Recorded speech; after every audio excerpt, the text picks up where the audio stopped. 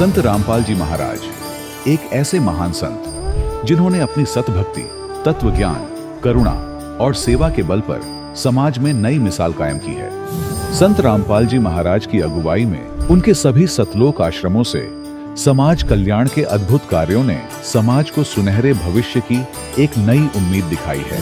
संत रामपाल जी महाराज से नाम दीक्षा लेने के बाद लाखों लोगों की लाइलाज बीमारियां जैसे कैंसर, एड्स आदि ठीक हुई। संत जी के ज्ञान से प्रेरित होकर उनके अनुयायियों ने लाखों यूनिट रक्तदान किया। संत जी ने लाखों बहन बेटियों का दहेज मुक्त विवाह करवाया।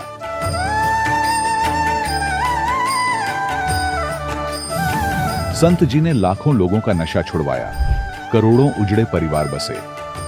संत जी के आश्रमों में समागम के दौरान निःशुल्क नेत्र चिकित्सा, दंत चिकित्सा प्रदान की जाती है। संत रामपाल जी महाराज द्वारा समय समय पर पर्यावरण संरक्षण के उद्देश्य से बड़े स्तर पर वृक्षारोपण किया जाता है। संत जी ने जरूरतमंदों को तत्काल राहत पहुंचाने के लिए एम्बुलेंस सेवा शुरू की। संत जी अपने अनुयायियों को देहदान के लिए प्रेरित करते हैं, जिससे मानवता की सेवा और चिकित्सा क्षेत्र में सुधार हो सके। संत रामपाल जी महाराज के सभी आश्रमों में हर रोज निःशुल्क भंडारा आयोजित किया जाता है, जहां हर वर्ग, हर जाति और हर धर्म के लोग एक साथ बैठकर भोजन करते हैं।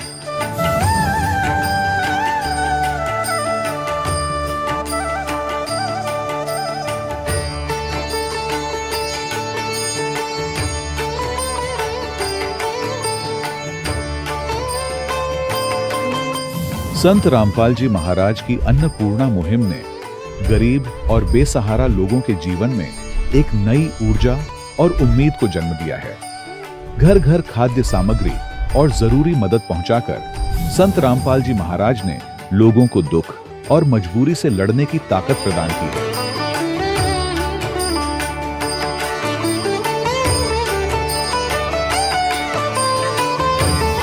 संत रामपाल जी महाराज द्वारा गरीब लोगों के लिए घर बनवाने का अद्भुत कार्य एक ऐसी मिसाल कायम कर रहा है जो सदियों सदियों संत जी की उदारता और दया भावना के तौर पर जाना जाएगा।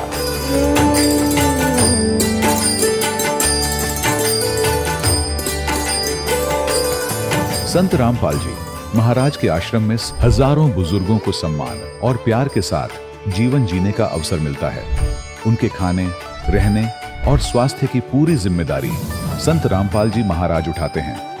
अनाथ बच्चों के लिए संत रामपाल जी महाराज के सभी आश्रम किसी वरदान से कम नहीं। यहाँ उन्हें शिक्षा, संस्कार और भविष्य के लिए बेहतर अवसर प्रदान किए जाते हैं। चाहे बाढ़ हो, भूकंप या महामारी, संत रामपाल जी महाराज और उनके अनुयायी हमेशा ही जरूरतमंदों के लिए सबसे आगे खड़े रहते हैं। कोविड महामारी के दौरान संत रामपाल जी महाराज के आश्रमों से करोड़ों लोगों के लिए भोजन, दवाइयां और जीवन रक्षक सामग्रियां उपलब्ध कराई गई। चाहे गरीब की मदद हो या किसी शोषित और पीड़ित वर्ग के हक और सम्मान की लड़ाई, संत रामपाल जी महाराज ने हमेशा ही उनकी दबी आवाज को सरकारों तक पहुंचाया है और उन्हें उचित न्याय दिलवाने में अहम भूमिका अदा की है। समाज में आध्यात्मिक और सामाजिक मूल्यों के प्रति जागरूकता लाने में संत रामपाल जी महाराज हर कदम पर मानवता के सच्चे सेवक साबित हुए हैं। संत रामपाल जी महाराज का जीवन हमें सिखाता है कि सच्ची सेवा वही है जो निस्वार्थ भाव से की जाए। आइए हम भी इस महान सेवा के कार्य में इस महान संत से जुड़ें और संत रामपाल जी महाराज से नाम दीक्षा लेकर अपने जीवन को धन्य बनाएं।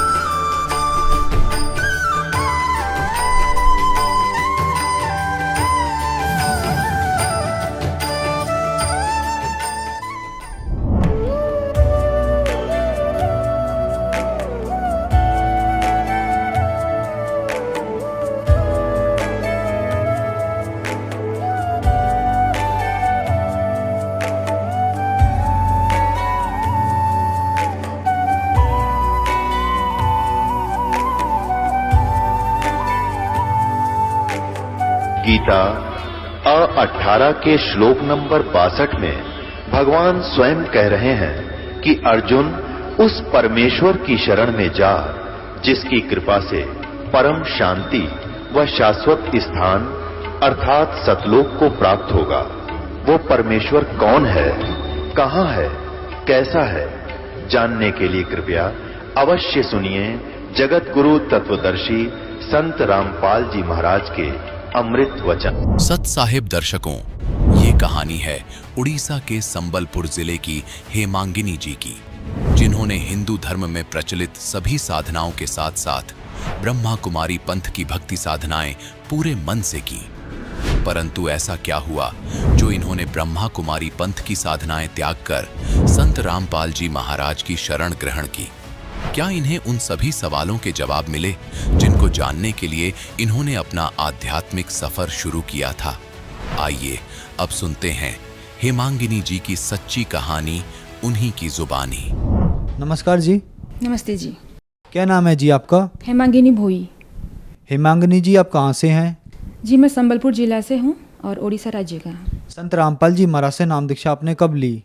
जी मैं 2012 जनवरी 2 तारीख को नाम दीक्षा मिली संत रामपाल जी महाराज जी से। संत रामपाल जी महाराज से नाम दीक्षा लेने से पहले आप क्या भक्ति साधनाएं करती थी? जी जो आम जो चलती थी घर में, जो सिखाते थे, मम्मी पापा सिखाए थे, ब्रह्मा विष्णु महेश गणेश दुर्गा जी, इनकी भक्ति करती। जब मैं उनसे दुखी हो गई जी थी, फिर मैंने ब्रह्मा कुमारी ज्वाइन कर रखी थी 2011 में। 6 महीने में ब्रह्मा कुमारी की मैं सेंटर जाती थी जी। तो वहाँ पे मैं दुखी हो गई क्योंकि 6 महीने के बाद जो मैं समझ में आया, कंक्लूजन ये मिला दैट कि जो ब्रह्मा कुमारी में जो मुरली आती है उसमें ये मुझे पता चला कि हम ब्रह्मा कुमारी में अच्छे गुण भर्ती करेंगे अपने अंदर और हम सत्य युग में जन्म लेंगे। मैं लेकिन मेरा ये एम था कि मैं जन्म मृत्यु से कैसे छुटकारा मिले, मुझे सच्चा परमात्मा का भक्ति कैसे मिले, मेरे यही खोज था। तो फिर मैंने बहुत दुखी हो गई। फिर मैं 6 महीने के बाद डिसकंटिन्यू कर लिया। फिर मैंने टीवी के जरिए ढूंढने लगी कि कहाँ है परमात्मा के ज्ञान, कहाँ है, कहाँ मिलेगा मुझे मुक्ति, कहाँ मिलेगी। अगर मैं ये ब्रह्मा कुमारी ज्वाइन करती तो फिर मुझे सत्य युग में जन्म लेना पड़ता। फिर मैं क्या की, हर टीवी चैनल में रविशंकर जी हो गए, जितने गुरु रहे सभी का मैंने सत्संग देखा। मुझे ढूंढना ये था कि भक्ति मार्ग सही कौन सा है जो मुझे नहीं मिल रहा है। फिर मुझे परमात्मा की दया से, संत रामपाल जी महाराज जी की दया से उनका मैंने देखा सत्संग, जो कि वो वेद गीता उठा के दिखा रहे थे। फिर मैंने भी मेरे पापा को गिफ्ट मिला था एक गीता, मैं उठा के लाई, जो संत रामपाल जी महाराज जी ज्ञान दे रहे थे, गीता था। तो फिर मैंने टैली किया, वही सही का सही मिला मुझे। गीता अध्याचार का जो भी लिखा है, जो कुछ भी लिखा है ज्ञान, सारा सही का सही पाया। फिर मुझे पता चला कि नहीं, ये तो हर धर्म के निचोड़ दे रहे हैं। हर धर्म, हिंदू मुस्लिम सिख ईसाई, सारे धर्म ग्रंथ जैसे कि बाइबल, गुरु ग्रंथ साहिब और कुरान शरीफ, गीता, वेद, संत रामपाल जी महाराज जी, वो सारा ज्ञान दिखा रहे थे। फिर मेरा विश्वास बढ़ गया। जब मैं टैली करने लगी, सारा निचोड़ दिखाया मैंने, सारा समझ गई मैं कि नहीं, कबीर ही भगवान है, कबीर ही वो अल्लाह परमात्मा है जो संसार सारा उसके पीछे और किसी के कहीं भाग रहे हैं, जबकि परमात्मा है कबीर परमात्मा, जो कि संत रामपाल जी महाराज जो ज्ञान दे रहे हैं, सारा शास्त्रानुकूल साधना है।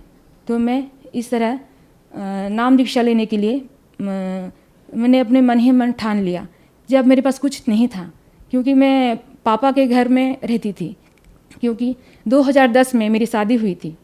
तो 2011 के अंदर मेरा एक बच्चा भी पैदा हुआ था, 1-2 दिन जिंदा रहा था, उसका डेथ हो गया। उसके बाद पति का डेथ हो गया था 1 साल के अंदर।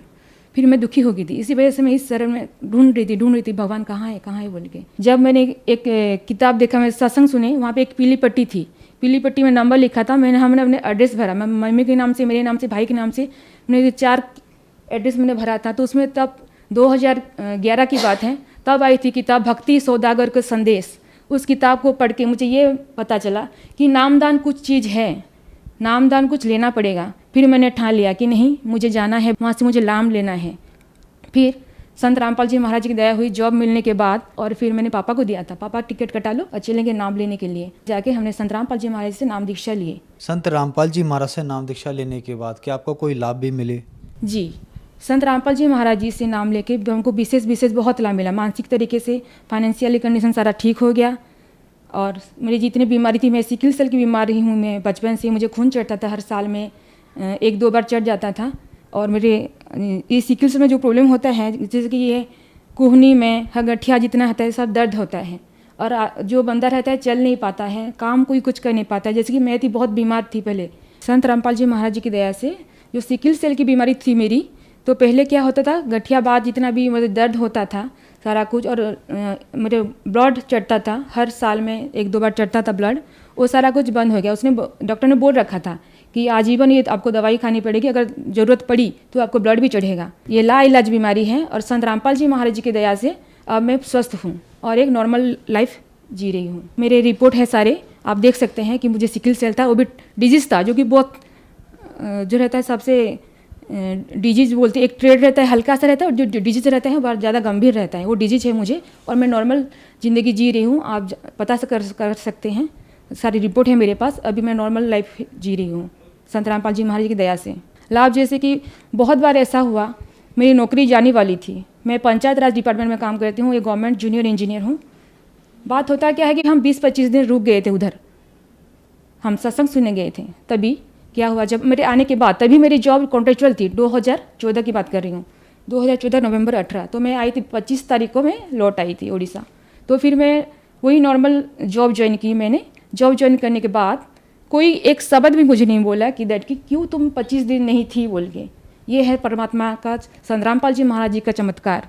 और ऐसे सैकड़ों बार मुझे बचाए भगवान ने, हर एक्सीडेंट से, हर जगह से। ऑफिशियल में बहुत भी प्रॉब्लम हो, जो भी होता है, मालिक ऐसे परमात्मा संत रामपाल जी महाराज जी ऐसे सुलझा देते हैं, ऐसे पता भी नहीं चलता, सारा प्रॉब्लम का हल ही ऑटोमेटिक कर देते हैं संत रामपाल जी महाराज जी। उनका मंत्र में बहुत शक्ति है। परमात्मा की दया से, संत रामपाल जी महाराज की दया से प्रमोशन हुआ, 2017 में प्रमोशन हुआ है, रेगुलर हुआ अभी, पहले कॉन्ट्रेक्चुअल था जी। और शारीरिक रूप से ठीक हूँ, और मेरा मानसिक जो बीमारी था, मतलब मैं मेरा स्थिति असंतुलन था, जैसे कि मुझे जितना दुख था सारे मुझे पता चला मैं कौन हूँ, मैं कहाँ हूँ, मुझे कहाँ जानी चाहिए, मेरे लाइफ ज़िंदगी का एम क्या है, मेरी ज़िंदगी के जीने का मकसद क्या है, मुझे मिला नहीं था। जब संत रामपाल जी महाराज का ज्ञान मिला तब मुझे पता चला कि ज़िंदगी का मकसद होना क्या चाहिए, भक्ति कैसे करनी चाहिए, क्या होनी चाहिए ज़िंदगी में ज़रूरी। टीवी पर आज जो दर्शक आपको देख रहे हैं, अगर वो परेशान हैं, दुखी हैं और संत रामपाल जी महाराज से नाम दीक्षा लेना चाहते हैं तो कैसे ले सकते हैं? मानव समाज से मेरा यही अनुरोध है कि आप संत रामपाल जी महाराज जी का ज्ञान सुने। देखिए आजकल वो आप टीवी में आता है, आपको उनका किताब मंगा सकते हैं, उनका साइट देखिए, गूगल पर सर्च करिए www.jagatgururampalji.org। आप यूट्यूब पर देख सकते हैं सतलोक आश्रम, आप देखिए, उनका ज्ञान सुनिए, अपने शास्त्रों से, अपने जो घर में जो भी रखा है आपने, गीता, वेद या गुरु ग्रंथ साहिब, किसी भी धर्म के हो आप उससे मिलाप कराइए कि आप बता रहे हैं ज्ञान, आप एक बार ज्ञान सुनिए और उनसे जुड़िए, जल्द ही जल्द उनसे जुड़िए। संत रामपाल जी महाराज जी खुद पूर्ण परमात्मा के अवतार हैं। वो संत रामपाल जी महाराज जी कोई मामूली इंसान नहीं, वो भगवान है। नाम दीक्षा आप देखिए, पीली पिट्टी आती है सत्संग के दौरान, या फिर आप नेट पर सर्च करें गूगल पर www.jagatgururampalji.org। आप वहाँ पर नंबर वगैरह मिलेगा, आप कॉन्टैक्ट करिए। आपको नज़दीकी जिले, हर स्टेट में आपको नामदान केंद्र मिलेगा, आप वहाँ पे कांटेक्ट करिए नंबर पे, आपको नज़दीकी नामदान केंद्र का पता चल जाएगा, आप जुड़ सकते हैं इजीली। धन्यवाद जी। नमस्ते जी। दर्शकों, अभी आपने सुने संत रामपाल जी महाराज से दीक्षा प्राप्त करके सुखी हुए भक्त के अनुभव। अब देखिए जगत गुरु तत्वदर्शी संत रामपाल जी महाराज के मंगल प्रवचन। दूसरे ब्रह्मांड में ले जाता है सभी प्राणियों को, सभी चले जाते हैं तो वहां फिर उस ब्रह्मांड में फिर ऐसी रचना करता है। तो एक ब्रह्मांड में ये एक मुख्यमंत्री का रोल करता है। इसके बाद फिर दूसरा प्रभु है, सात संख ब्रह्मांड का मालिक है, जिसको गीता अध्याय नंबर 15 के श्लोक 16 में अक्षर पुरुष कहा है। सरपुरुष ये ज्योत स्वरूपी निरंजन है, जो 21 ब्रह्मांड का स्वामी मालिक राम है। और सात संख ब्रह्मांड का स्वामी वो अक्षर पुरुष है, जिसको पर ब्रह्म भी कहते हैं, यानी नेक्स्ट ब्रह्म से नेक्स्ट ब्रह्म, वो सात संख ब्रह्मांड का स्वामी है। और ये ब्रह्म और इसके अंतर्गत जितने प्राणी और ये परब्रह्म यानी अक्षर पुरुष सात संख ब्रह्मांड का स्वामी, ये तथा इसके अंतर्गत जितने प्राणी, ये सभी नाशवान हैं। और जीवात्मा तो पशु पक्षी की भी नहीं मरती, वो अलग बात है। फिर गीता अध्याय नंबर 15 के श्लोक नंबर 17 में तुरंत कहा है कि उत्तम पुरुष तु अन्य परमात्मा इति उदाहरते, ये लोक त्रयम आविश्य विवर्ती अवैश्वर। इन दोनों से सरपुरुष और अक्षर पुरुष से कोई पुरुषोत्तम यानी श्रेष्ठ परमात्मा जो वास्तव में अविनाशी है, वो तो इनसे कोई और है, भिन्न है। उसके विषय में गीता अध्याय नंबर 8 के श्लोक नंबर 1 में अर्जुन ने प्रश्न किया कि हे प्रभु, जो आपने 7वें अध्याय के 29वें श्लोक में जिस तत्परम की जानकारी दी है, उसको जानने के बाद साधक केवल जरा और मरण से, जरा माने बुढ़ापे का दुख, मरण माने मृत्यु के संकट से सदा के लिए छूटने के लिए प्रयत्न ही करता है, यहाँ की किसी वस्तु को नहीं चाहता, तो वो किम तत्परम 8वें अध्याय के गीता जी के 30वें श्लोक में उसने कहा कि वो परम अक्षर ब्रह्म है। तो गीता अध्याय नंबर 15 के श्लोक नंबर 17 में इसी परम अक्षर ब्रह्म की जानकारी है कि उत्तम पुरुष तो अन्य परमात्मा इति उदाहरते। इसको भगवान कहते हैं परमात्मा। परम माने श्रेष्ठ, आत्मा माने आत्मा, यानी परमात्मा श्रेष्ठ आत्मा। श्रेष्ठ आत्मा वो होती है जिसके राज्य में ना कोई दुखी हो, किसी को तंग नहीं करता, ना मारता, केवल सुख सुख ही देता, वो परमात्मा होता है। उसी को भगवान कहते हैं। और ये भगवान, ये परमात्मा हमने मान रखा है, ये पुरुषोत्तम नहीं है 21 ब्रह्मांड का स्वामी, लेकिन ये 21 ब्रह्मांड का मालिक है, इन सबसे श्रेष्ठ है, सबसे तगड़ा है, ताकतवर है, इसलिए इसको पुरुषोत्तम मान लिया। ये खुद भी स्वीकार करता गीता अध्याय नंबर 15 के श्लोक नंबर 18 में कि लोक वेद के आधार से मैं पुरुषोत्तम प्रसिद्ध हूं, क्योंकि मेरे अंतर्गत जितने प्राणी 21 ब्रह्मांड में हैं उनसे मैं श्रेष्ठ हूं, उनसे परम हूं, उनसे तगड़ा हूं, ताकतवर हूं। इसलिए मैं लोक वेद के आधार से पुरुषोत्तम प्रसिद्ध हूं। लेकिन पुरुषोत्तम वास्तव में तो 15वें अध्याय के 17वें श्लोक में बता दिया, वो है पुरुषोत्तम। लोकवेद क्या होता है? दंत कथा, सुनी सुनाई कहानियां जो एक क्षेत्र में प्रचलित हो जाती है, उनको लोकवेद बोलते हैं। जैसे हम लोकवेद के आधार से श्री ब्रह्मा, श्री विष्णु, श्री शिव जी को अजरो उम्र कहा करते थे। इनके कोई माता पिता नहीं, ये कभी जन्म नहीं लेते, इनकी कभी मृत्यु नहीं होती। ये था एक लोकवेद दंत कथा जो सत्य से हटकर होती है। अब इनके जीवन लीला में हमने देखा कि खुद स्वीकार करते हैं कि हमारी जन्म मृत्यु होती है, हम अविनाशी नहीं है। अविनाशी तो कोई और परमात्मा है। तो कहने का जो तात्पर्य है, हम वही आते हैं उसी प्रसंग पर कि ये जो परमात्मा है, अब हमने जैसे जो जाकी शरणा बसे अरता को ताकी लाज, जल सो ही मछली चढ़ जा और बह जाते गजराज। तो अब हमने सेलेक्ट करना है कि किस परमात्मा की भक्ति करने से हमें सर्व लाभ और पूर्ण मोक्ष प्राप्ति हो सकती है।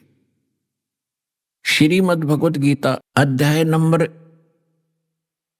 2 के श्लोक नंबर 12 में गीता ज्ञानदाता ये ब्रह्म है, सरपुरुष है, 21 ब्रह्मांड का स्वामी है। श्री ब्रह्मा, श्री विष्णु, श्री शिव जी का ये पिता है। ये खुद कहता है कि अर्जुन तेरे और मेरे बहुत जन्म हो चुके हैं। ये श्री कृष्ण जी में प्रवेश करके बोल रहा है। और हम तुम आगे भी जन्मेंगे, पहले भी जन्मे थे। गीता अध्याय नंबर 4 के श्लोक नंबर 5 में ये कहता है कि अर्जुन तेरे और मेरे बहुत जन्म हो चुके हैं, तू नहीं जानता, मैं जानता। इससे भी सिद्ध हुआ कि गीता ज्ञानदाता नासवान है, जन्म मृत्यु होती है। और गीता अध्याय नंबर 10 के श्लोक नंबर 2 में ये गीता ज्ञानदाता ब्रह्म खुद कहता है कि मेरी उत्पत्ति को न तो देवता जानते न मैं ऋषि जानते, क्योंकि ये मेरे से उत्पन्न हुए। दुर्गा और काल ब्रह्म ये दोनों पति पत्नी हैं। इन दोनों से रजगुण ब्रह्मा, सतगुण विष्णु, तमगुण शिव जी प्रथम उत्पन्न हुए, एक एक करके। पहले ब्रह्मा जी का जन्म हुआ, फिर कुछ वर्ष के बाद विष्णु जी का जन्म हुआ दुर्गा के गर्भ से, और कुछ वर्ष के बाद शिव जी का जन्म हुआ। बड़ा ब्रह्मा है, बीच वाला विष्णु जी और सबसे छोटा शिव जी। उसके बाद ये ऋषि महर्षियों का जन्म इन्हीं देवताओं से हुआ है। तो पिता की उत्पत्ति को संतान नहीं जान सकते, इसलिए ये कहता है काल ब्रह्म कि मेरी उत्पत्ति तो हुई है, लेकिन ये देवता और ये ऋषि ये नहीं जानते, क्योंकि ये मेरे से उत्पन्न हुए हैं। तो जिसने इस काल ब्रह्म की उत्पत्ति की वो है मालिक, सबका परमपिता, सबका जनक, वो है परम अक्षर ब्रह्म। और ये स्वयं कहता है कि मेरी भी जन्म मृत्यु होती है, तुम्हारी भी जन्म मृत्यु रहेगी। अब गीता अध्याय नंबर 18 के श्लोक नंबर 62 में कहा कि अर्जुन तू सर्व भाव से उस परमेश्वर की शरण में जा, उसकी कृपा से ही तुम परम शांति को और सनातन परम धाम को प्राप्त होगा, शाश्वत स्थान को प्राप्त होगा। शाश्वत स्थान कौन सा? जिसका कभी नाश ना हो। गीता अध्याय नंबर 15 के श्लोक नंबर 4 में कहा कि तत्वदर्शी संत की प्राप्ति के उपरांत उससे प्राप्त तत्व ज्ञान रूपी शस्त्र से इस अज्ञान को काटकर, यानी अच्छी तरह इस अध्यात्म ज्ञान को समझकर उसके पश्चात परमेश्वर के उस परम पद की खोज करनी चाहिए, जहां जाने के बाद साधक फिर लौटकर कभी संसार में नहीं आते, और जिस परमेश्वर ने सब ब्रह्मांडों की रचना की, और केवल उसी की भक्ति करो, अन्य की नहीं। गीता ज्ञानदाता स्पष्ट कर देता। तो वो परमात्मा कौन है?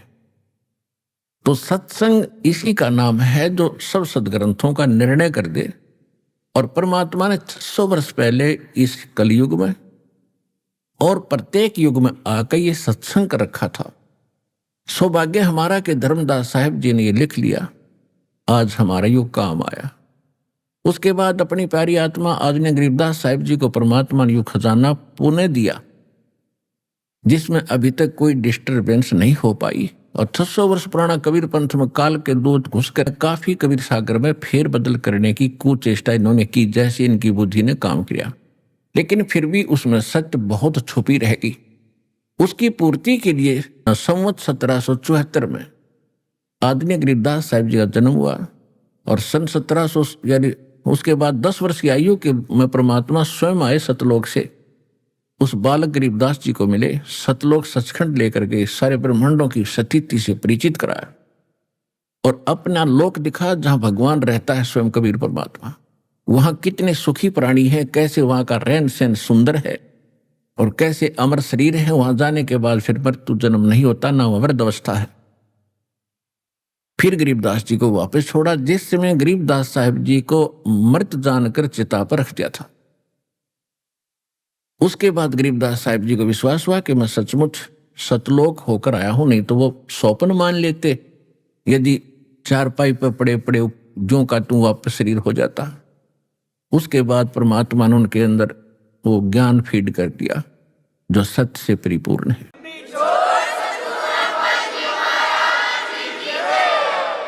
तो यहां सिद्ध है कि गीता ज्ञान दाता से अन्य है कोई परमात्मा, उसकी शरण में जाने से पूर्ण मोक्ष होगा, जन्म मृत्यु कभी नहीं होगी। और जब जन्म मृत्यु समाप्त होगी तभी हम सुखी होंगे, परम शांति तभी होगी, ना हो ही नहीं सकती। चाहे राष्ट्रपति बन जाए इस पृथ्वी का, चैन नहीं प्राणी को, कोई शारीरिक कष्ट या कोई मानसिक कोई पारिवारिक कष्ट, और अंत में फिर बुरा हाल होगा जो भक्ति नहीं करते, चाहे पूरी पृथ्वी का प्रधान हो, राजा हो। जो भक्ति करते हैं, सत्य नहीं करते, शास्त्र अनुकूल नहीं करते, तो अगले जन्म में वो व्यक्ति पूरी पृथ्वी का शासक भी गधा बनता है। बताओ फिर क्या जीवन है ये मनुष्य का? क्या उपलब्धि खाक हुई? हमने तो ये सोच रखा बस प्रधानमंत्री बन गए तो हमने सब कुछ पा लिया। ये तो भूल बड़ी लगी आपके। जो पाना था इस मनुष्य जीवन से वो तो स्टार्ट भी नहीं किया आपने, वो तो सत्संग से जानकारी होती है। तो यहां गीता ज्ञान दाता कहता है कि वो परमात्मा और है, उसकी शरण में जाने से आपको वो स्थान प्राप्त होगा जहां जाने के बाद फिर कभी लौटकर संसार में प्राणी नहीं आते, उनका पूर्ण मोक्ष और परम शांति प्राप्त होती। उसके लिए गीता अध्याय नंबर 4 के श्लोक नंबर 32 और 34 में एक निर्णय दिया है। 32 में ये कहा है कि अध्यात्म मार्ग का कंप्लीट स्पिरिचुअल नॉलेज, पूर्ण अध्यात्म ज्ञान, यज्ञों यानी अनुष्ठान, धार्मिक अनुष्ठानों की जानकारी परमात्मा स्वयं आकर के सच्चिदानंद घन ब्रह्म ब्रह्मणे मुखे, उसमें एक शब्द है चौथे अध्याय के 32वें श्लोक में मूल पाठ में, ब्रह्मणे मुखे। इन्होंने वह अर्थ गलत कर दिया, वेद की वाणी लिख दिया। नहीं, गीता अध्याय नंबर 17 के श्लोक नंबर 23 में इन्होंने ब्रह्मणे का अर्थ सही किया है कि ओम तत्सत इति निर्देश ब्रह्मणे त्रिविद समर्थ है। वह इन्होंने सही अर्थ किया है कि सच्चिदानंद घन ब्रह्म यानी परम अक्षर ब्रह्म, जो गीता अध्याय नंबर 18 के श्लोक 66 में 62 में, गीता अध्याय नंबर जो 8 के श्लोक नंबर 3 में जिसके विषय में कहा वो परम अक्षर ब्रह्म, गीता अध्याय नंबर 15 के श्लोक नंबर 17 में जिसके विषय में कहा वो है परम अक्षर ब्रह्म। और उस सच्चिदानंद घन ब्रह्म को पाने के लिए गीता अध्याय नंबर 17 के श्लोक 23 में कहा है कि सच्चिदानंद घन ब्रह्म के पाने का 3 मंत्र का जाप है। ओम ये तो सर पुरुष का, तत् ये सांकेतिक शब्द है, ये अक्षर पुरुष का गीता अध्याय नंबर 15 के श्लोक नंबर 16 में जो दो पुरुष बताए, सर पुरुष और अक्षर पुरुष। सर पुरुष ये ब्रह्म है, इसका ओम जाप है। अक्षर पुरुष का तत्व ये सांकेतिक है, जो दास आपको बताएगा। जो सतनाम प्राप्त है उनको पता है इन दोनों अक्षरों से मिलकर सतनाम बनता है। और तीसरा जो है वो परम अक्षर ब्रह्म का जाप है सत्य। वो सत्य जो है वो है सार शब्द, सारनाम। तो इस प्रकार सच्चिदानंद घन ब्रह्म यानी परम अक्षर ब्रह्म पूर्ण परमात्मा को पाने का 3 मंत्र का जाप है, नथिंग एल्स इति, बस यही। अब इसमें जो दास स्पष्ट करना चाहता है कि चौथे अध्याय के 32वें श्लोक में फिर ये ब्रह्मणे शब्द है, उसमें ब्रह्मणे मुखे कहा है। ब्रह्मणे मुखे माने सच्चिदानंद घन ब्रह्म ने अपने मुख कमल से जो ज्ञान दिया है वो सच्चिदानंद घन ब्रह्म की वाणी है। उसमें विस्तार के साथ वो धार्मिक अनुष्ठानों की जानकारी दी गई है, उसको तत्व ज्ञान कहते। चौथे अध्याय के 34वें श्लोक में कहा कि उस तत्व ज्ञान को तू तत्वदर्शी संतों के पास जाकर समझ। उनको दंडवत प्रणाम करने से, कपट छोड़कर नम्रतापूर्वक प्रसन्न करने से वो तत्वदर्शी संत तुझे उस परमात्म तत्व का यानी उस तत्व ज्ञान की जानकारी देंगे। तो गीता अध्याय नंबर 18 के श्लोक नंबर 62 में कहा है कि तू सर्वभाव से उस परमेश्वर की शरण में जा, उसकी कृपा से तू परम शांति को, सनातन परम धाम को प्राप्त होगा। तो वो चौथे अध्याय के 34वें श्लोक में बता दिया कि उसको तत्वदर्शी संत बताओगा। 15वें अध्याय के प्रथम मंत्र में तत्वदर्शी संत की पहचान बता दी है कि उल्टे लटके हुए संसार रूपी वृक्ष के जो सभी विभाग बता देगा। एक उदाहरण देकर समझा है कि ऊर्ध्व मूलम अधः शाखम अश्वत्थम अवय प्राहु, ये उल्टा लटका हुआ संसार रूपी वृक्ष है जो ऊर्ध्व मूलम अधः शाखम, जिसके ऊपर न जड़ है नीचे को शाखा है। छंदासी यस्य प्रणानी यह तम वेद स वेदवित, इसके छंद जो हैं ऊपर को जड़ नीचे को शाखा, ऊर्ध्व मूलम अधः शाखम। और पत्ते आदि जो इसके विभाग हैं, छंद हैं, उनको जो व्यक्ति जानता है सबको, स वेदवित, वह वेद के तात्पर्य को समझने वाला अर्थात तत्वदर्शी संत है। 600 वर्ष पहले परमात्मा ने स्वयं तत्वदर्शी संत की भूमिका की थी। दास ने अभी सत्संग के प्रारंभ में यही बताया था कि परमात्मा ही आके सत्संग करते हैं, अन्य के पास सत्संग नहीं हो सकता। परमात्मा ही सत्संग करता है, सत्य ज्ञान वही दे सकता है। तो उन्होंने 600 वर्ष पहले अपनी सच्चिदानंद घन ब्रह्म की वाणी में कहा था, कबीर वाणी में, अक्षर पुरुष एक पेड़ है, निरंजन वा की डारे, तीनों देवा शाखा है, भाई पाते रूप संसार। प्रणानी भी बता दिए, पत्ते भी बता दिए कौन है। जैसे जमीन से बाहर जो पोर्शन, जो भाग दिखाई देता उसको वृक्ष कहते हैं, और जमीन से तुरंत बाद जो मोटा पोर्शन है, मोटा पार्ट है उसका, ट्री का, वृक्ष का, तो उसको तना कहते हैं। तो तना तो समझ लो अक्षर पुरुष है। और उससे फिर मोटी डार निकलती है कई। एक मोटी डार समझो वो सरपुरुष, ये ज्योत स्वरूपी निरंजन है। और उस मोटी डार से फिर 3 शाखा हो, रजगुण ब्रह्मा, सतगुण विष्णु, तमगुण शिव जी। ये शाखा समझो, तीनों देवा शाखा है और हम फिर आगे पात रूप में है। अब इस समय दोनों बात समझवाएंगे आपका कि एक तो जड़ कौन है। अब जड़ है पूर्ण परमात्मा जो गुप्त है, अव्यक्त है, परोक्ष है, और सारा कुछ होता ही जड़ से है। पौधे को आहार जड़ से मिलता है, पौधे को आहार जड़ से मिला तो तना बड़ा हुआ, इसी से डार फली और इसी से शाखाएं प्रफुल्लित हुई, उसी से पत्ते और फिर टहनियों के फल लगते हैं। अब शाखा कौन है? ब्रह्मा विष्णु महेश। इनको फल लगेंगे, फल इन्हीं के लगेंगे क्योंकि व्यवस्था है ये वृक्ष के कि शाखाओं के फल लगेंगे। लेकिन वो फल लगेंगे कैसे? जब हम मूल की सिंचाई करेंगे, सेवा करेंगे जड़ की, और फिर उसके बाद पेड़ बनेगा, शाखाएं बड़ी होंगी, बढ़ेंगी, ये देवता बढ़ेंगे और फिर ये फलों से लदपद हो जाएंगे। अब आपका शास्त्र अनुकूल जो साधना होगी उसमें आपका पूज्य तो रहेगा इष्ट परम अक्षर ब्रह्म कबीर साहब। उसको हम इष्ट रूप में पूजा करेंगे, उसकी पूजा करेंगे तो फिर हमारे शास्त्र अनुकूल शुभ संस्कार बनकर इन ब्रह्मा विष्णु महेश रूपी शाखाओं के पास जाएंगे और ये न चाहते हुए इनको देने पड़ेंगे। अपने आप शाखाओं के वो फल लदपद हो जाते हैं, कितने तोड़ और खाओ। और हम क्या करते रहे? परमात्मा ने यही बताया कि तुम शास्त्र विधि त्याग का मनमाना आचरण शुरू कर दिया। आपको ये तो पता लग गया कि टहनियां फल देती हैं, कि ब्रह्मा विष्णु महेश आपको यहां लाभ दे रहे हैं, लेकिन ये दे कैसा रहे हैं, वो कैसे दे रहे हैं, कहां से दे रहे हैं, ये ज्ञान ना होने से आपने टहनियों की पूजा शुरू कर दी, जड़ छोड़ दी, मूल छोड़ दिया, और जिस कारण से आपका भक्ति रूपी पौधा व्यर्थ हो गया।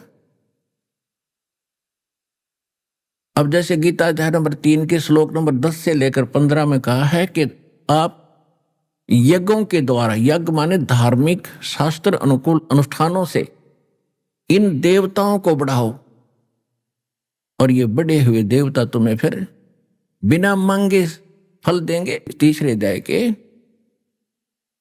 12 श्लोक में फिर कहा है कि जो इनको दिए बिना, यानी शास्त्र धर्म अनुष्ठान नहीं करते, धार्मिक अनुष्ठान भक्ति धर्म कर्म नहीं करते, तो वो तो चोर हैं परमात्मा की, वो पाप खाते हैं।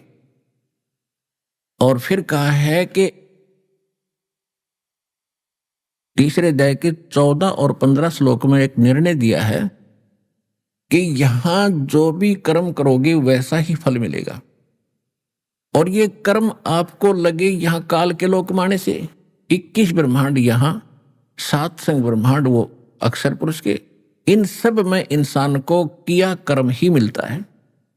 केवल सतलोक सचखंड है जहां आपको बिना किए मिलेगा, और आप सभी वहीं रहते थे। अब आप सबको ये इच्छा है कि काम ना करूं, धन गणा हो जा, सारी सुविधा हो, बैठा रहूं, सब कुछ यही घंटी दबाते सबको मिले, तो ये आप छोड़ आए और वहीं जाने से मिलेंगे, यहां नहीं मिल सकते वो सुख। या कुछ दिन के लिए कोई सुविधा कर भी ली किसी ने, नौकर नाकर ला के, मृत्यु के बाद फिर पशु गधा बन जाएगा, फिर कहां गई वो सुविधाएं?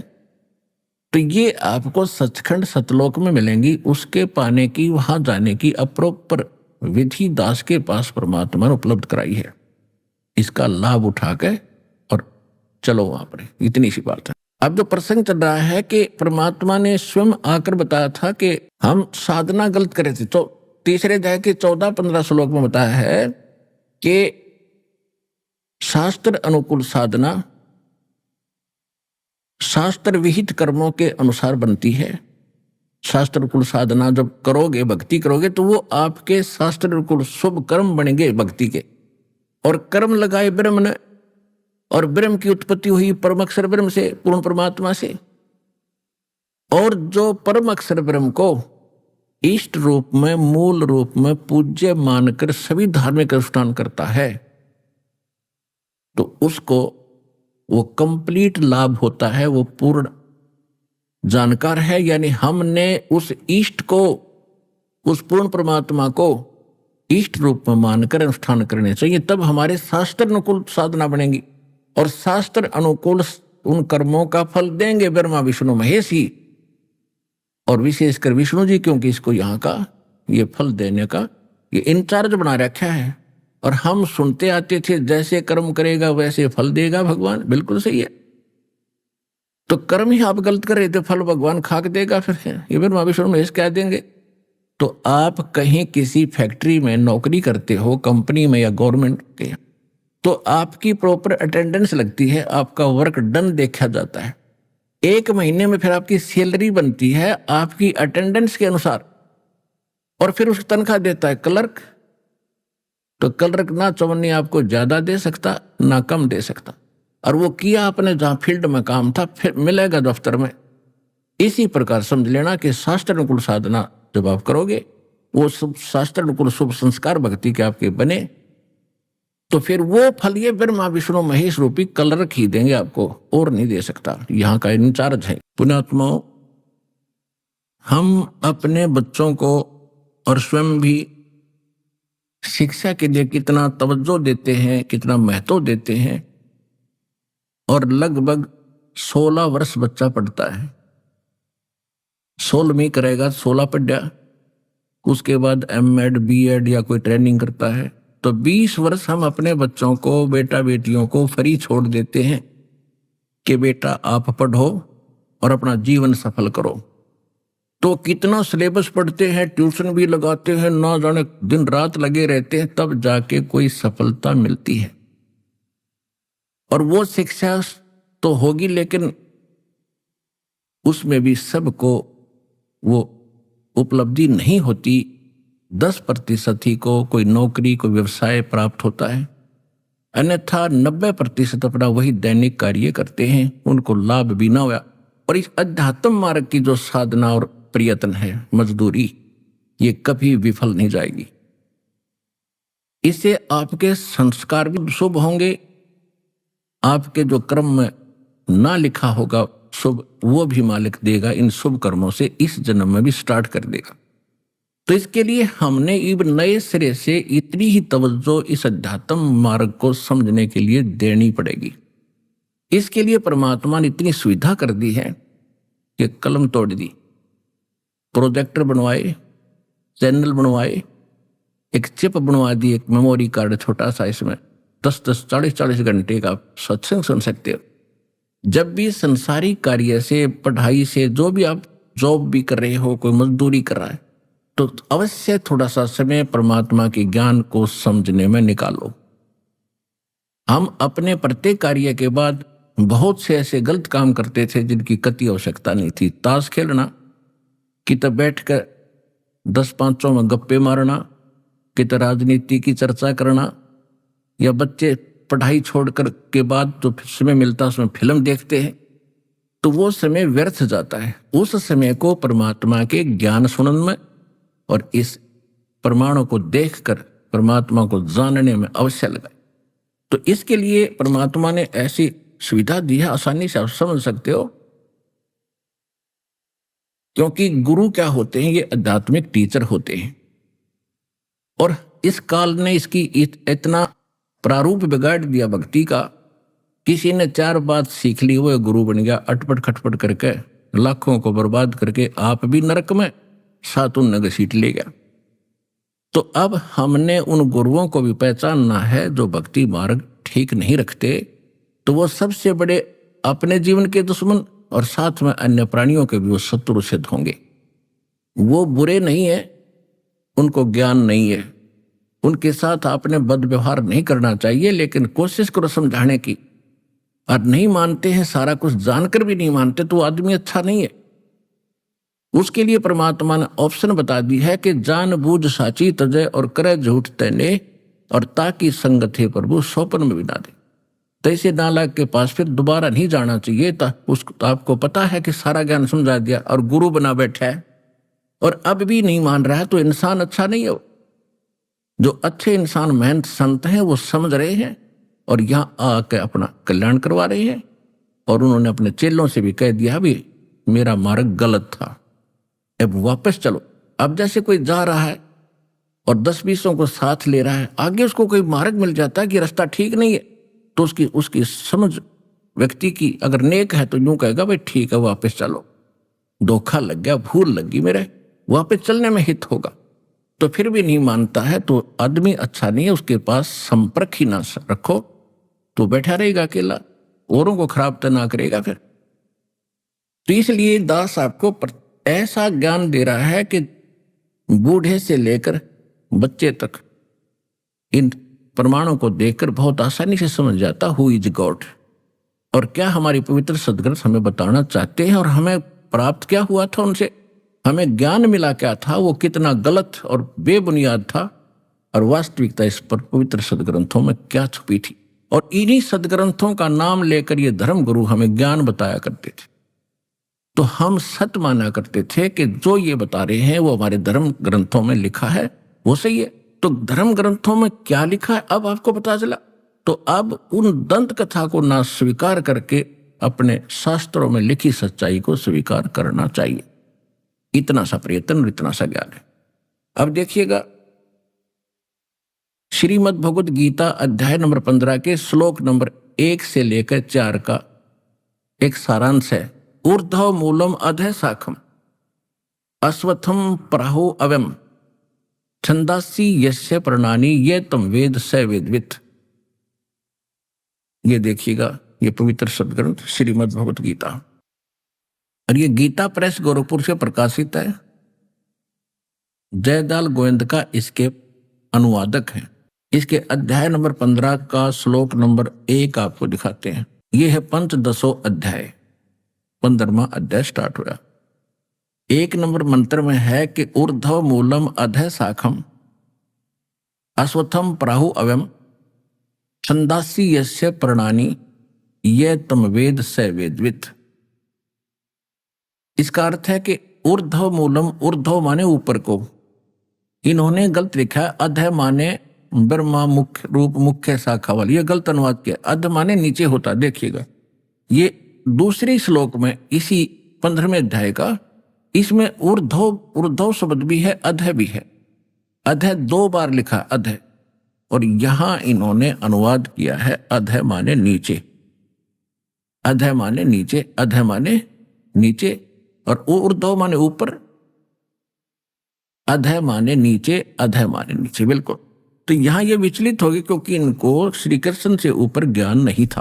अभी आपने सुने संत रामपाल जी महाराज के मंगल प्रवचन। आइए अब सुनते हैं संत रामपाल जी महाराज से नाम दीक्षा लेकर सतभक्ति करके अद्भुत लाभ प्राप्त करने वाले अनुयायी के विचार। दर्शकों, आज के समय में प्रेत बाधा एक गंभीर समस्या बन चुकी है जिससे अनगिनत लोग जूझ रहे हैं। ऐसी ही एक कहानी है बरेली के रहने वाले दीनदयाल जी की, जो बचपन से ही राधा स्वामी पंथ से जुड़े हुए थे। अपनी प्रेत बाधा से मुक्ति पाने के लिए इन्होंने कई पंथों की शरण ली, पर इनको कोई समाधान नहीं मिला। आखिरकार ऐसा क्या हुआ जो दीनदयाल जी की सारी समस्याएं समाप्त हो गईं? आखिर क्यों दीनदयाल जी ने राधा स्वामी व अन्य पंथों को छोड़कर संत रामपाल जी महाराज से दीक्षा ली? आइए सुनते हैं दीनदयाल जी की सच्ची कहानी उन्हीं की जुबानी। नमस्कार सर। सच साहब जी। सर क्या नाम है आपका? दीनदयाल। दीनदयाल जी आप कहाँ से हैं? ग्राम हल्दीकला, तहसील मीरगंज, जिला बरेली, उत्तर प्रदेश से। सर संत रामपाल जी महाराज से नाम दीक्षा आपने कब ली? 29/9 सन 2009। संत रामपाल जी महाराज की शरण में आने से पहले आप क्या भक्ति साधनाएं करते थे? हम जन्म से ही राधा स्वामी पंथ के स्वामी दिव्यानंद जी महाराज हैं, जिनका आश्रम संडीला हरदोई है, वहाँ से जन्म से ही जुड़े हुए थे। उसके बाद में हमारी शादी होती है सन 2001 में। तो हमारे ससुराल वाले जो भी थे वो जय गुरुदेव से जुड़े हुए थे। तो ससुराल वाले कहने लगे कि आप इधर भक्ति ना करके जय गुरुदेव से नाम दीक्षा लेके और भक्ति करें, ताकि आप पे जो भूत प्रेत की बाधा है ये सब दूर हो जाएगी। दिव्यानंद जी के शरण में रहते रहते हमारे को एक भूत प्रेत बाधा जो थी वो दुखी करने लगी थी। तो अब उसको लेकर के हम जय गुरुदेव की शरण में गए। वहाँ पर बताया कि आपको जो नशा है वो सब त्यागना होगा। नशा बहुत करते थे, तो हमने ससुराल वालों से कहा ठीक है, अगर जय गुरुदेव मना कर देंगे कि भाई नशा नहीं करना तो नहीं करेंगे। उस दिन सत्संग में गए, जाके पंडाल में बैठे तो वहाँ पर जय गुरुदेव ने सत्संग यहीं से स्टार्ट किया कि मैं नशा को मना नहीं करता। भारत देश किसानों का देश है। यहाँ पर किसान खेत में मेहनत करते करते आराम पाने के लिए बीड़ी का सहारा लेता है और बैठ जाता है। तो मैं मना नहीं करता कि बीड़ी मत पियो, हुक्का मत पियो। हाँ, ऐसा नशा ना करो जिससे कि अपने आप को भूल जाओ या सामने वाले को भूल जाओ। सासू माँ से कहा कि माताजी, गुरुजी तो मना कर नहीं रहे, फिर मैं क्यों छोड़ूं? बोली अब आप जानो और गुरुजी जाने। कोई नहीं, मैं नशा करता रहा। जो भी बीड़ी सिगरेट पान तम्बाकू और अंडा भी खा लेता था, दारू, और साथ में सुल्फा भी बहुत पीता था। तो ये सब नशा बराबर चलता रहा था और वो भूत भी नहीं भागा। फिर हम जय गुरुदेव में जाते जाते भोले बाबा हैं पटियाली वाले, उनकी शरण में यहाँ पर बहेड़ी में 8 दिन का सत्संग था। वहाँ पर भी हम गए और जाके 8 दिन बराबर सत्संग सुना, लेकिन उनके वचन से कोई संतुष्टि ना मिली। फिर निरंकारियाँ हरदेव सिंह जी महाराज, उनके यहाँ पर गए, वहाँ से भी उनके सत्संग सुने, कोई संतुष्टि ना मिली। फिर सतपाल जी हैं, उनके यहाँ पर गए, सत्संग सुना, संतुष्टि ना मिली और लगे वहीं पर रहे जय गुरुदेव के यहाँ पर। लेकिन भूत जो प्रेत बाधा थी वो हमारी बरकरार रही, वो भी वहाँ पर नहीं हट पाई। इनसे कोई लाभ नहीं हुआ, हानि जरूर होती रही। हानि तो इतनी होती रही कि इनकी शरण में रहते रहते भी मेरे पे प्रेत बाधा रहने लगी। ऊपर से हमारी मम्मी जो थी उन्होंने दवा खा ली, वो एक्सपायर हो गई। अन्य आर्थिक स्थिति इतनी कमज़ोर हो गई कि समय से सब्जियां भी नहीं मिल पा रही थीं। तो लाभ तो कुछ ना, हानि ज़्यादा हुई। संत रामपाल जी महाराज की शरण में आने का क्या कारण बना? मेन कारण था प्रेत बाधा। हमारे पे एक भूत आता था, उसको लेकर हम ज़्यादा दुखी थे। मेरे को फ़ोन किया और बताया कि दीनदयाल, आपके जो प्रेत बाधा है वो संत रामपाल जी महाराज की शरण में जाने से बाधा दूर हो सकती है, तो क्यों ना हम संत रामपाल जी महाराज की शरण में चलें। हम आश्रम पहुँचे, संत रामपाल जी महाराज के आश्रम। तो अब बीड़ी की लत, जो नशा हम करते थे, तो उससे हम छोड़ नहीं पा रहे थे। और बीड़ी की लत ऐसी समझो कि जैसे हम घर में ऐसे पैदा हुए जैसे गेहूं में कंडुआ। घर में कोई नशा नहीं करता था, लेकिन हम नशा सभी करने लगे थे और साथ में लेके गए। पापा साथ में थे। तो जैसे ही हम आश्रम के गेट पर पहुँचे तो ये तो जानते थे कि आश्रम के अंदर कोई भी धूम्रपान, कोई भी नशा निषेध है, लेकिन फिर भी हम चतुराई दिखा करके बैग में कपड़ों की तह में अंदर ले गए। और वहाँ पर भक्तों ने जब झाड़ा लिया तो कपड़े हिलाकर देखे तो उसमें निकल पड़ी, बीड़ी भी निकल पड़ी, माचिस भी निकल पड़ी। तो उन्होंने कहा बाहर फेंक के आओ। हमने वो बहुत ही क्या से बबूल की जड़ से रख दिया, उसके ऊपर घास डाल दी, ताकि जब भी हम निकलेंगे आश्रम से और तुरंत बीड़ी पिएंगे। उस समय हम गए, वहाँ पर देखा, अंदर जाके नज़ारा ही कुछ अलग था। भक्तों से मिले, जो भी भगत मिले बहुत प्यार उनके अंदर दिखाई दिया और फिर नाम दीक्षा ली। सर, संत रामपाल जी महाराज से नाम दीक्षा लेने के बाद आपको क्या लाभ हुए? संत रामपाल जी महाराज से नाम उपदेश लेने के बाद में जब हम घर लौटते हैं तो प्रेत बाधा तो हमारी पहले ही ख़त्म हो चुकी थी। नाम लेते ही घर आते हैं तो करीब 1 महीना हुआ था कि भक्तमती हमारी जो पत्नी है उन्होंने नाम नहीं लिया था और अचानक उनके कान में दर्द हुआ और दर्द होने पर बेहोश हो गई। उन्हें लेके हॉस्पिटल गए। हॉस्पिटल में बताया कि इनके कान के पर्दे जा चुके हैं, मैल बहुत आ रहा था। तो उसने दर्द का इंजेक्शन लगाया। इंजेक्शन लगाते ही उसको आवाज़ आनी बंद हो गई। आवाज़ आनी जब बंद हुई, तुरंत उससे कहा कि भाई तू दवा दे, जो भी देनी है डॉक्टर से, और हम कहीं दूसरी जगह इलाज करा लेंगे। वहाँ से ले आए, दूसरे हॉस्पिटल में लेके गए तो पता लगा कि इसके कान के पर्दे गल चुके हैं और इसका ऑपरेशन होगा, कान के पर्दे पड़ेंगे और 90,000 रुपये खर्चा भी बताया। लेकिन हम इतना पैसा नहीं जुटा पा रहे थे ताकि हम 90,000 रुपये खर्च करके ऑपरेशन कराएं। वहाँ पर जो आसपास के भगत थे उनसे प्रार्थना की कि भगत जी ऐसे ऐसे परेशानी आ गई है, हमें क्या करना चाहिए। तो एक भगत ने बताया कि भगत जी आप सीधे आश्रम चले जाओ और वहाँ से जाके गुरु जी से ही प्रार्थना करो, वही कुछ कर सकेंगे। तो वही समझ में ही आया और सीधे हम आश्रम चले गए। आश्रम जाके गुरु जी से प्रार्थना की संत रामपाल जी महाराज से कि मालिक इसके कान खराब हो चुके हैं और 90,000 रुपये डॉक्टरों ने खर्चा बताया है और इतने पैसे हमारे पास हैं नहीं, कहाँ से इतना जुटा पाएंगे। गुरु जी बोले कोई नहीं, इसे नाम दीक्षा दिलाओ और मर्यादा में रह के भक्ति करो, सब ठीक हो जाएगा।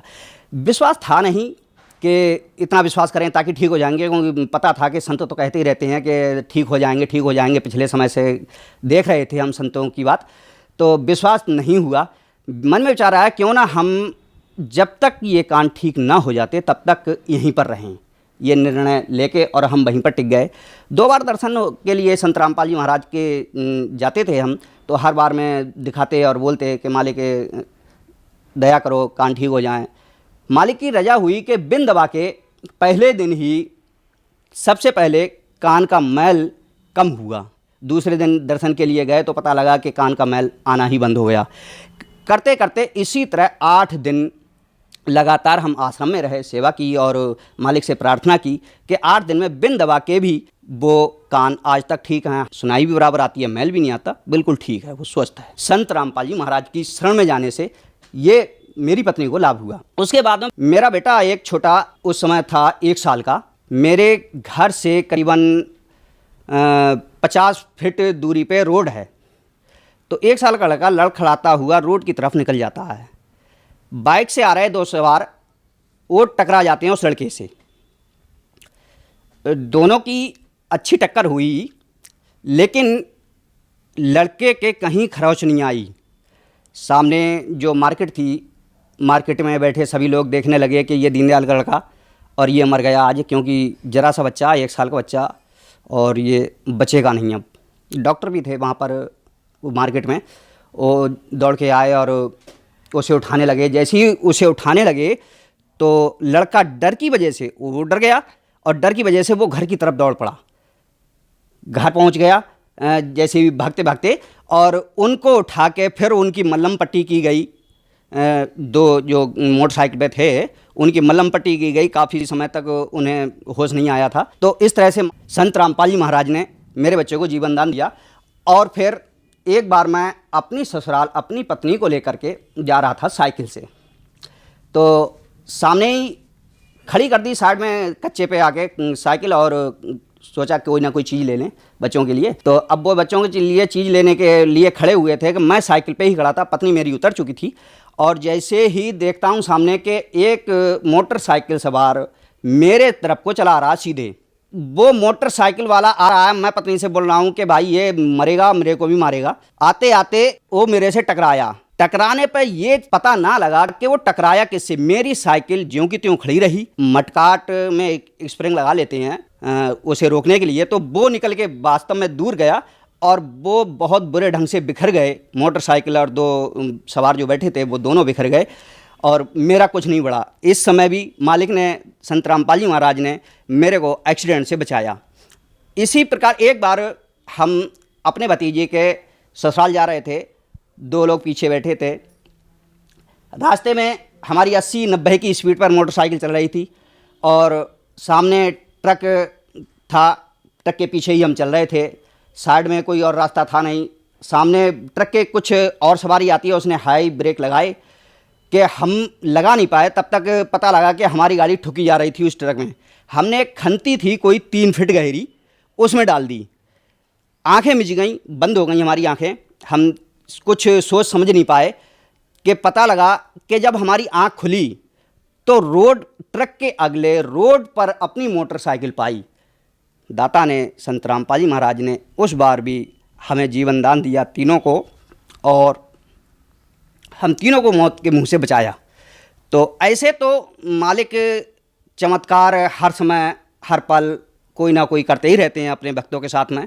मालिक की महिमा कहाँ तक गाऊं, कितने चमत्कार आपको गिनाऊं, मैं कोई शब्द भी नहीं है मालिक की महिमा गाने के लिए। प्रेत बाधा जो जन्म लिया मैंने दिव्यानंद से और होशियार हुआ, तब से ही प्रेत बाधा मेरे को परेशान करने लगी थी। और सन 9 तक वो प्रेत बाधा बहुत ही दुखी कर रही थी। संत रामपाल जी महाराज की शरण में आते ही वो प्रेत बाधा छूमंतर हो गई, जैसे थी ही नहीं। आज तक सोचता हूँ कि वो आत्मा आज कहाँ है जो इतनी दुखी करती थी कि शादी हुई मेरी और मैं जब वहाँ पर पहुँचा तो आते ही उसने दबोच लिया मुझे, और इतने बुरे ढंग से दबोच लिया कि मैं पसीना पसीना हो गया। उसे हटाने के लिए पूरी ताकत लगाता रहा। मेरी पत्नी भी घबरा कर भाग गई घर में से कि पता नहीं इन पे क्या है कि इतने पसीना पसीना हो रहे हैं। मेरे पापा से भी उन्होंने बोला कि देखो तो जाके। पापा आए, उन्होंने कुछ भक्ति कर रखी थी, उसके माध्यम से सिद्धि थी। उन्होंने पानी उनी पड़ के दिया और वो भगाने की कोशिश की, लेकिन वो आज तक जब तक संत रामपाल जी महाराज जी से नाम उपदेश नहीं लिया तब तक वो प्रेत बाधा मेरे को बरकरार परेशान करती रही। और संत रामपाल जी महाराज से नाम उपदेश लेते ही वो गायब हो गई। नशा भी करते थे और नशा भी ज़बरदस्त करते थे। बीड़ी, सिगरेट, दारू, सबसे ज़्यादा सुल्फा पीते थे और कोशिश भी करते थे कि इसे छोड़ दें। क्योंकि कोशिश क्यों करते थे, सारे रिश्तेदारों में या परिवार में कोई भी ऐसा बंदा नहीं था जो किसी नशे का सेवन करता हो। नशा हम करने लगे, परिवार में कोई नशा नहीं करता था। कोशिश भी करते थे कि हम इस नशे को छोड़ दें, लेकिन चाहते हुए भी हम नशा को नहीं छोड़ पा रहे थे। संत रामपाल जी महाराज की शरण में आते ही कोशिश आश्रम में जाने के बाद भी हमने की कि बाहर निकलेंगे और तुरंत नशा करेंगे, लेकिन भगत जो लगे थे, सेवादार जो गेट पर लगे थे, उन्होंने पहले ही परख लिया। मालिक दया करते हैं कि उन्होंने पहले ही फर्क लिया, और जब भी हम निकलने की कोशिश करते आश्रम के बाहर, वो भगत तुरंत वापस कर देते। भगत जी, जो कुछ खाना पीना, लेटरिन बाथरूम जो कुछ करना है वो अंदर ही करो, बाहर नहीं जाओगे। तो इस तरह से फिर कोशिश तो हम बराबर कर ही रहे थे कि हम नशा छोड़ दें, लेकिन नहीं छोड़ पा रहे थे। 3 दिन आश्रम में ही हम रहे बिन नशा किए। फिर उस दिन से आज दिन तक संत रामपाल जी महाराज की रजा है कि बीड़ी या किसी भी नशा को यूज करना तो दूर रहा, कि अगर कोई पास में करता भी है नशा तो बदबू आती है। तो मालिक की बहुत बड़ी रजा है कि हम नशा से भी मुक्ति पाए और प्रेत बाधा से भी मुक्ति पाए। जीवन दान भी मिला, हमको भी मिला, हमारे बच्चों को भी मिला। आर्थिक स्थिति पहले इतनी गंभीर थी कि हम समय से सब्जियां भी नहीं खाते थे। कारण था कि 2 बच्चे हैं, दोनों बच्चों को कोई ना कोई बीमारी हर समय लगी रहती थी। एक को हॉस्पिटल से लेके आया, दूसरा पहुंच गया, दूसरे को लेके आया, पहला पहुंच गया। इस तरह से लगे रहते थे। और फिर जाके गुरुजी से प्रार्थना करी, संत रामपाल जी महाराज से प्रार्थना करी कि मालिक मेरे बच्चे बहुत बीमार रहते हैं और समय से सब्जी भी नहीं मिल पा रही है हम लोगों को। गुरुजी बोले, आशीर्वाद देते हुए, बच्चों के सिर पे हाथ रखते हुए गुरुजी ने कहा, संत रामपाल जी महाराज ने, कि जा बेटा, आज से तेरे बच्चे बीमार न रहेंगे। तो आज मेरे बच्चे, एक 9 साल का है, एक 11 साल का है, दोनों बच्चे ही स्वस्थ रहते हैं। आज तक कोई दवाई नहीं लेते, बिन दवा के वो बिल्कुल स्वस्थ हैं। और इसीलिए मालिक ने आज इतने ठाट कर रखे हैं। कमाई हमारी उतनी है, मालिक ने हर चीज़ घर में उपलब्ध कर रखी है, सारी सुविधाएं भी हमको बराबर मिल रही हैं। सर, जो श्रद्धालु आज आपको देख रहे हैं, आप उन्हें क्या संदेश देना चाहेंगे? भाई, संदेश तो क्या, हम प्रार्थना ही कर सकते हैं भक्त समाज से कि वो संत रामपाल जी महाराज की शरण में आएँ और आर्थिक, मानसिक सभी समस्याओं से समाधान पाएँ और मुक्ति का मार्ग भी पाएँ। संत रामपाल जी महाराज की शरण में कैसे आ सकते हैं? बहुत आसान तरीका है। आज के समय में संत रामपाल जी महाराज ने दया कर रखी है कि हर जिला में सेंटर खोल रखे हैं। टीवी के माध्यम से आप नंबर जो आते हैं टीवी पर, उन पर संपर्क करें। अपने नज़दीक के सेंटर की जानकारी मिलेगी आपको और वहाँ पर जाकर नाम उपदेश ले सकते हैं। धन्यवाद सर। सर साहेब जी।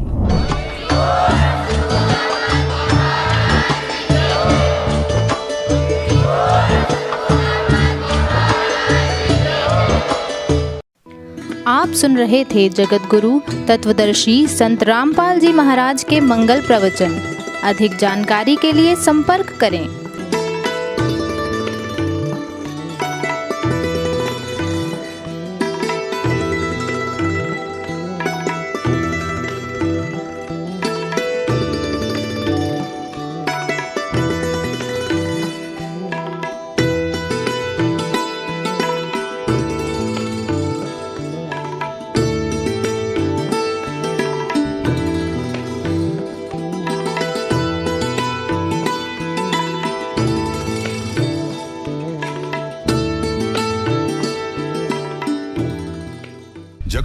तत्वदर्शी संत रामपाल जी महाराज जी के पावन सानिध्य में भक्ति की अलख जगाने तथा श्रद्धालुओं को सत्य भक्ति मार्ग का रास्ता दिखाने हेतु कनाडा के लोकप्रिय channel the TV NRI channel पर जगत गुरु तत्वदर्शी संत रामपाल जी महाराज जी के मंगल प्रवचनों का प्रसारण प्रतिदिन सुबह 7:30 बजे से 8:30 बजे तक तथा रात्रि 7:30 बजे से 8:30 बजे तक किया जा रहा है। इस सत्य भक्ति मार्ग को अपनाने के लिए अधिक से अधिक सत्संग प्रसारण देखें। इस सत्संग प्रवचन का सीधा प्रसारण संत रामपाल जी महाराज लाइव सत्संग YouTube चैनल और जगत गुरु संत रामपाल जी महाराज Facebook पेज पर भी देख सकते हैं।